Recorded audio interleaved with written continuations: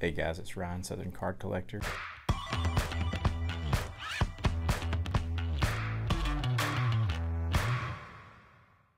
So it's the evening before our first trade night here locally in a long time.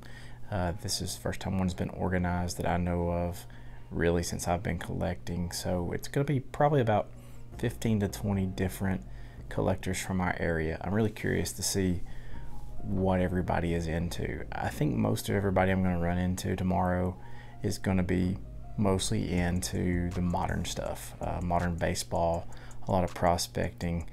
That I feel like that's really where most everybody's going to be leaning.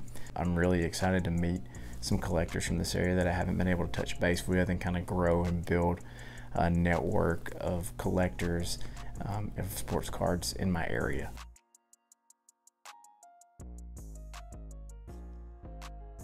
It's the evening after our first trade night in a very long time, and it was something a little bit different. Normally you set something up like this, like a card show or a trade night, and just a bunch of people kind of come and meet at a venue, and you just kind of walk around and look at each other's stuff. But this was set up more kind of like a dinner, so we kind of rented out a space at one of our local restaurants, and we just kind of had half of the room set up where we could just kind of sit down, order some dinner, kind of talk about just collecting, kind of catch up with people we hadn't seen in a while, and just enjoy each other's time together. So that was pretty fun.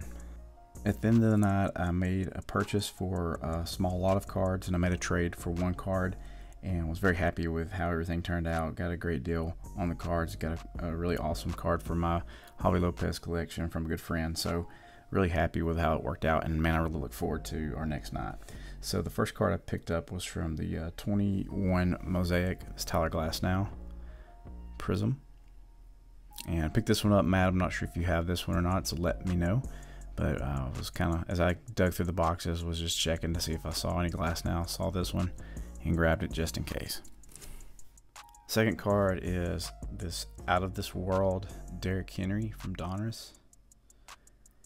This card has such a 90s look to it, so that was a big draw.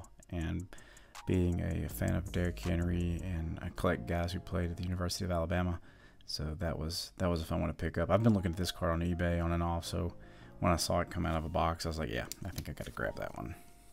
And then I picked up 6 Ronald Acuna cards. I don't have a very big collection of his stuff, so I thought this would be a good chance to kind of grab some just to start adding to the binder. So I grabbed this Topps refractor, which after I got home I realized I had this card, but that's okay.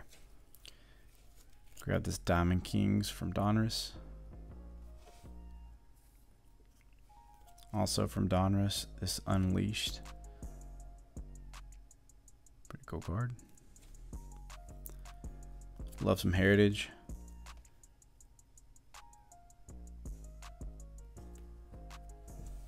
And then this Limited, which is from Chronicles. And Chronicles is an interesting set because it grabs a lot of different Panini releases and kind of puts them together, especially with the football releases that they do that you don't typically get in baseball. And of course this one also for the Titan that came from Chronicles as well. I was able to pick up 2 Freeman cards for the PC. Very happy to find both of them. This first one is this Prismatic Refractor from 21 Topps Chrome. And the second one, I was kind of shocked that I came across it. This Gypsy Queen Parallel to 150. And it was just kind of in a row box, just loose in the row box. So that's the 2 Freemans I added to the collection. Then I grabbed this Ozzie Albies from 22 Topps Series 2. Major League Materials, number to 50. I think he gave me this card for $2, so I was like, yeah, why not?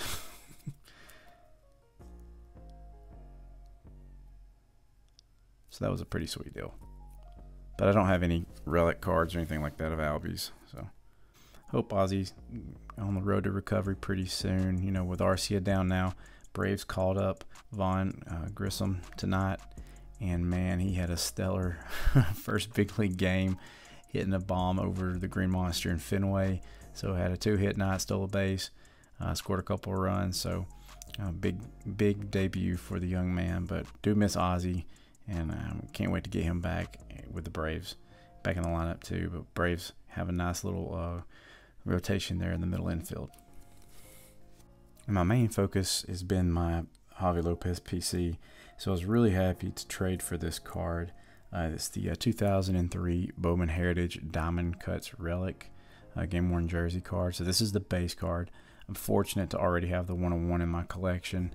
I'm still looking for the one that's numbered out of 56, but I haven't picked this card up yet because most of everyone I've seen, there's a lot of damage on the edges, but this one's in really good shape. It's got a little bit of an ink mark or something right there, but that's not a big deal. But this card came all the way from Brooklyn, New York. Friend that traded with me so I could pick this card up. He was on a trip in New York, bought this in a shop in New York, and he said he actually had me in mind when he picked it up. So I was very thankful that he was thinking of me when he grabbed it. So we did a little trade, and now I've got the card that I needed for my set. About 10 people showed up for this event, and a couple of those guys were between 19 and 22 years old. And I thought it'd be kind of fun. I knew they were coming, so I thought it'd be kind of fun to test their knowledge of some of the 90s cards. So I brought a few prominent cards from the late 90s just to see if they knew, what year they came out, if they knew anything about the products, to see if they recognized any of the cards, and just if they could guess about the rarity of it. So I brought 98 Crusade, and the first thing one of them said was like, "Yeah, I've seen those. I've seen those in Panini products," which I thought was hilarious. But I kind of gave them the backstory on it, told them about the purples, the greens, and the reds, and kind of how these were stealth inserts. So it was pretty cool just to see them kind of get the backstory and how they responded to that. Showed them the 99 credentials, the essential credential cards, and just kind of told them about that. They had heard about the basketball version, so that was kind of neat that they knew that connection. They were amazed at the shine on the Donruss prize collections on the preferred. And I explained to them with cards like this how these are like sneaky because the print runs can be super low, but they're not serial numbered, where most everything today is serial numbered. So they felt that was pretty cool as well. The PMG was one they did recognize, and I think it's because they have a buddy that collects 90s basketball. So that was one that stood out to them, but I don't believe they knew that baseball had this as well. So that was another one of those crossovers, but I think this was probably the first time they'd really seen one in person, and they were just kind of stoked. But they did recognize this pattern. They were thinking like Panini has the scope parallel in Select and some other products, so that was kind of their connection to that. And the one that they were just really shocked with, and just how gorgeous of a card, was the 97 Totally Certified, Pinnacle Totally Certified, the Platinum Gold. And there was an older collector there, a guy who's probably, I would say, in his mid-50s, that saw this card and was just like, he was like, "Man, I'm so glad you brought this. I haven't seen one of these in a very long time." And he was just giving them a history on the golden age of card collecting in the late 90s. So that was fun to kind of test their knowledge and kind of see if they've had any experience with these cards, and to kind of see how they related to those, and to just kind of school them a little bit, give them a little knowledge. I had a really good time at our trade night. I think it was a great format. First of all, I think it was a great idea just for us to sit down and just kind of have a meal together and just to talk and just to kind of get to know each other, those of us who didn't know each other, and to kind of reconnect with some friends, and then just kind of dig into the cards after that. I know as you kind of get a larger group, that'd be difficult, but that was just a good way to kind of break the ice. So we had a great time. None of us were really ready to leave, but that's just going to kind of give us some incentive to get back together and do this more often. So look forward to the next one. Hopefully I'll get some more footage. I'll take some more pictures and kind of give you guys a little closer look. So keep collecting, guys, and keep doing it for the love of the hobby. See ya.